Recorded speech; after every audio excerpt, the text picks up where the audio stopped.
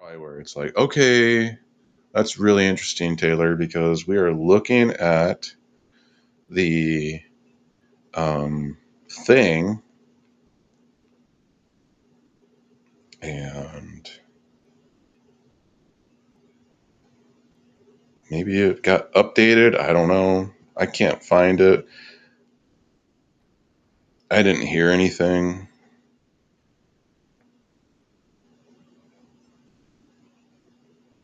So I heard that there was an extension of time.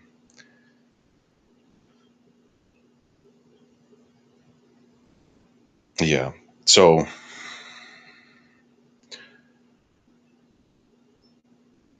yeah, I didn't. That's all I heard. To be honest, like I'm now just looking at this. So this is all news to me that there was another deadline. So set and all that. I don't know if it was. I didn't, because I told Carmen basically what I wanted already. So it shouldn't come as a shock. I mean, like, I don't understand. I don't know if you guys read this, but I can go ahead. I'll just read it. There's a text button. Cool. So it says, Taylor Toronto, by his undersigned counsel hereby. So Carmen is respectfully moving the court for a 1-day extension to respond. I was notified somewhat of it, but not by Carmen yesterday. So by my co-host. I said, wow, that's interesting. So it says here, the petition is 5 pages long on number 2.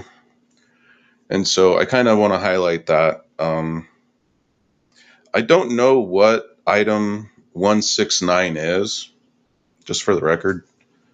And neither do you, okay, the audience. All right. And I'm going to tell you why I don't know. I know why you don't know. It's because nothing was published for item 169.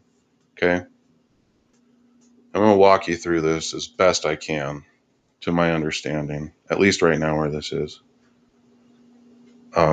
So I don't know what it is because of that reason also, but also because, you know,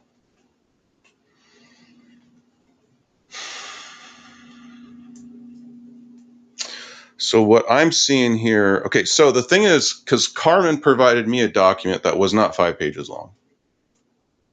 So I don't know what she's talking about here, but it's not in the docket.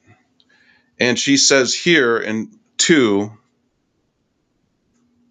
it says here, as a sealed document, it was not immediately available through ECF for review by undersigned counsel. Okay, so the problem with this is if it were a sealed document and then she were to have provided me with that document, we got a problem here. Okay, so we could probably just stop right here with this because it wasn't unsealed.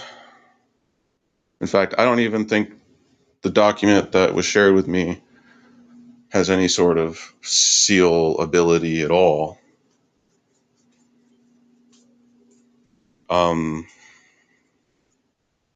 But it definitely is not the document that she's describing in this document, according to me, because it was not 5 pages long. Now, if that's, how that works, but I'm unaware of how that works. You see how that works? But you're very unaware, the audience, of how this works. I'm going to tell you right now, this is not how this works. So if you're like, okay, maybe you're a more skilled person than I am, but my lawyer is saying that it's a sealed document. So if it's a sealed document, why is she providing it to me? And the document she did provide to me was not 5 pages long. And more specifically, she says, though, it's not available through ECF, but it's an ECF item. So I'm just going to go ahead and call bullshit on this one, like all the way bullshit. So that's another problem.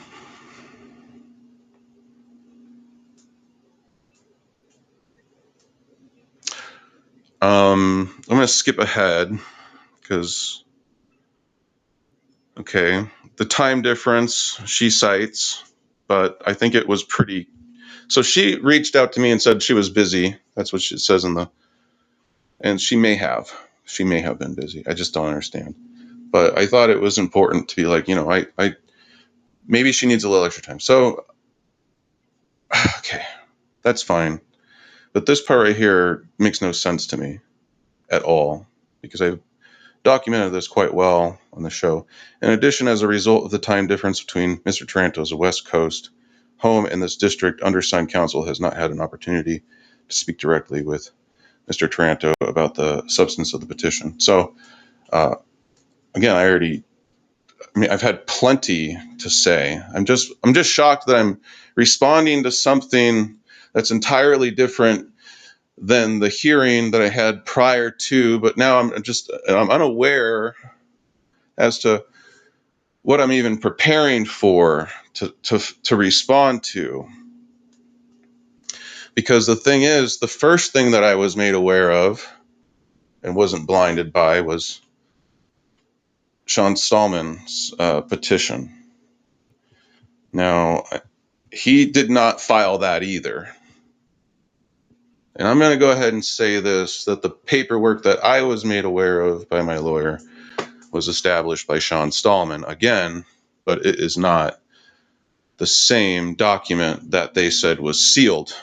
Now, I want to be very clear about this because my lawyer is probably mincing words here about what the sealed document really is. And the document that she says and has control over as a so-called sealed document, according to the court that day, that everyone's trying to ignore that document. Now she's, in my opinion, trying to conceal that as if it were this.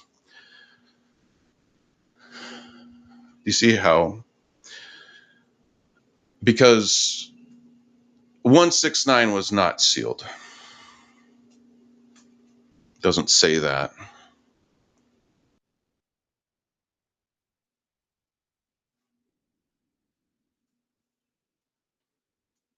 I believe it says some other document was sealed. So, I'm just sitting here so baffled by all this. I'm going to try and pull that up. It doesn't seem very easy. Oh, it's because I'm in it. Here, let me try that again.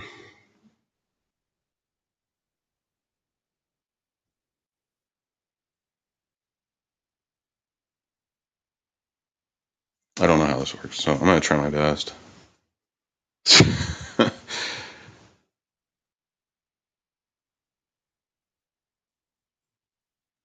Ugh, I got to start over. Okay. Give me a second. It's only take a second. Now, I'm just going through the docket because the thing is, it's really important that we're all on the same page. I would hope that America agrees with that statement. Like, hey, wait a minute. What's going on here in this case? I'm very curious. Very curious myself.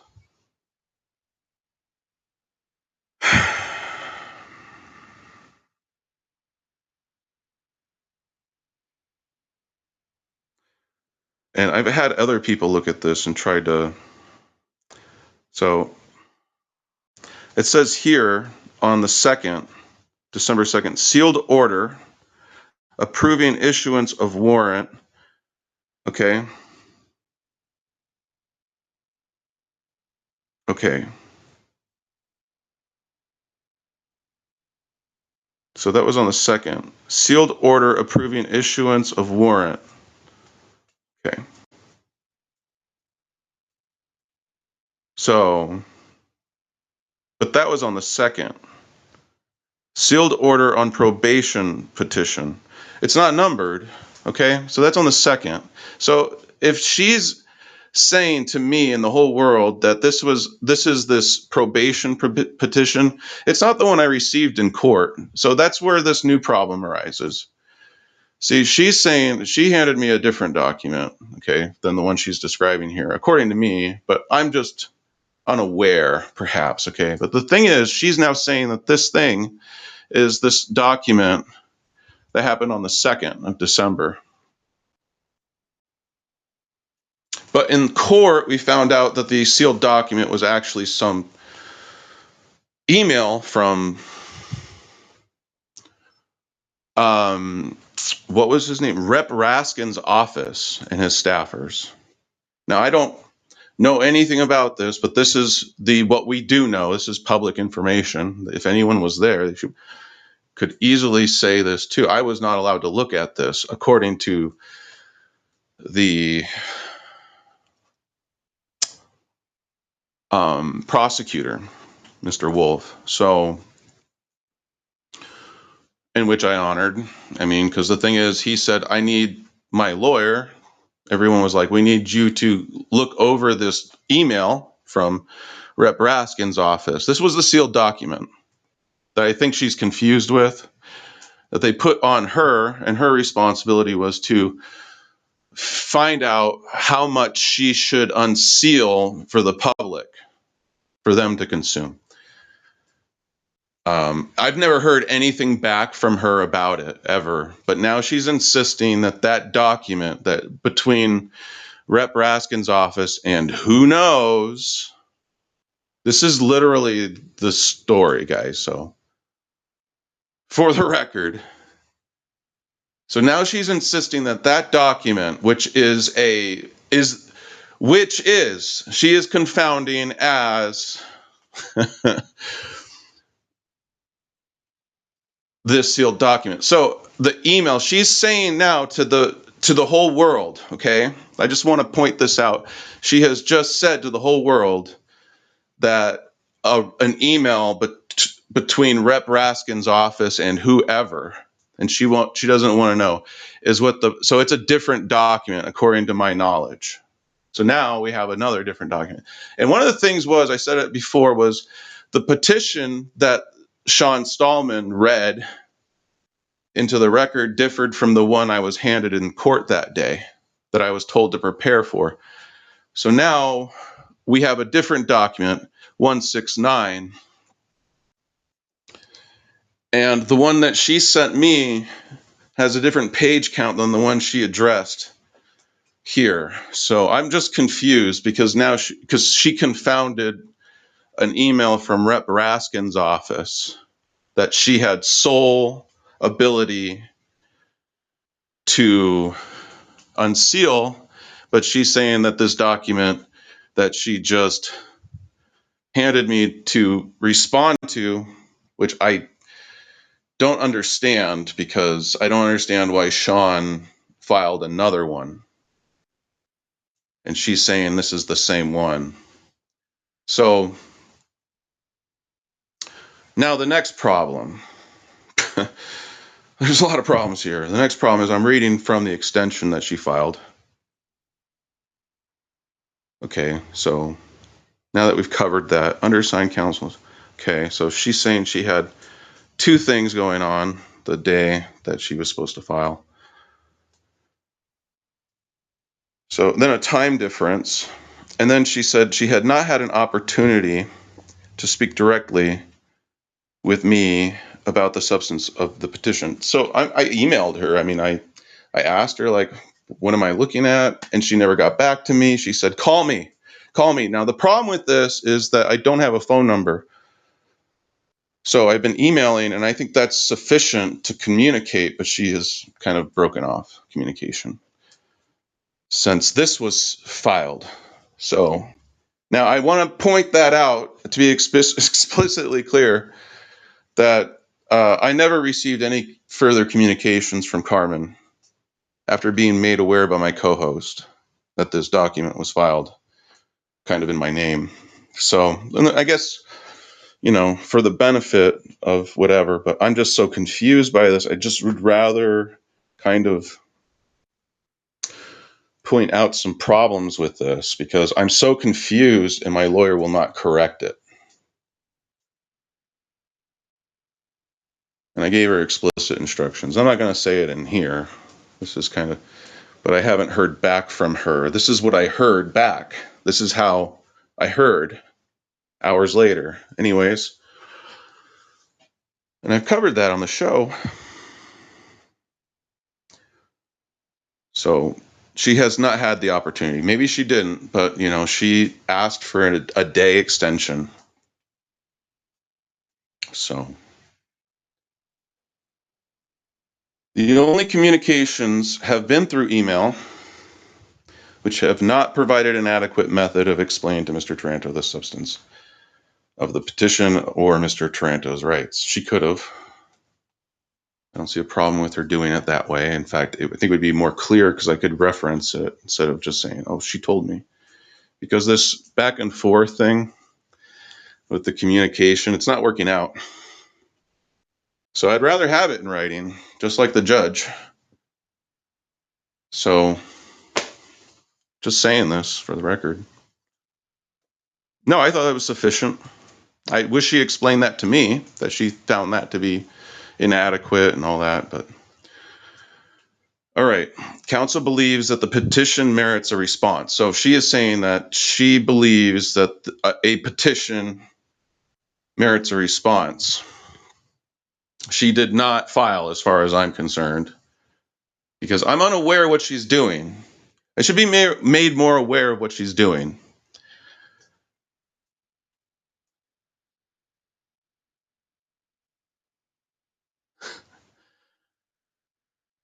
So counsel believes that the petition merits a response. That's her. I'm not sure what merits a response according to her. You understand me? Like, that's where I'm coming from. I don't understand. I'm not trying to be difficult. I think she's being difficult. Because I gave her time.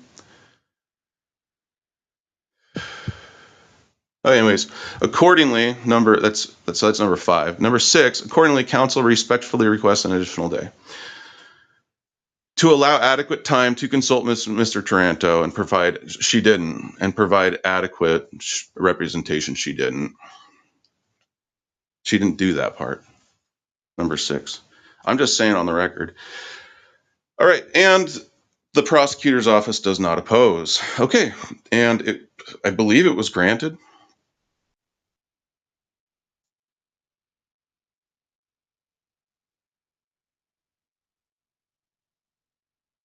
It's granted. Okay. Well, I don't know what the holdup was, Mr. Judge Carl Nichols.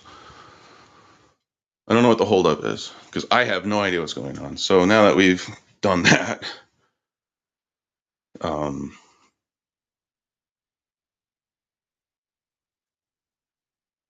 that's her opinion. So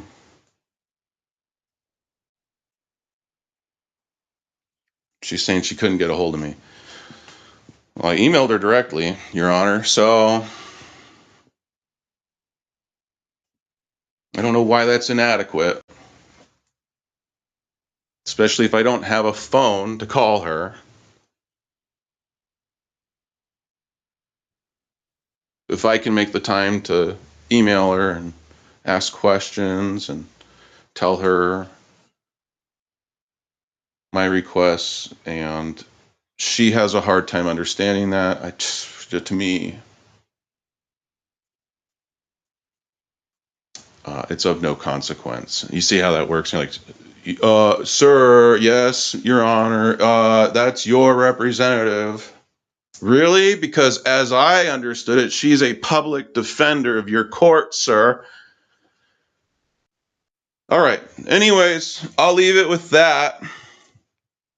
That's the end of the road news for yous.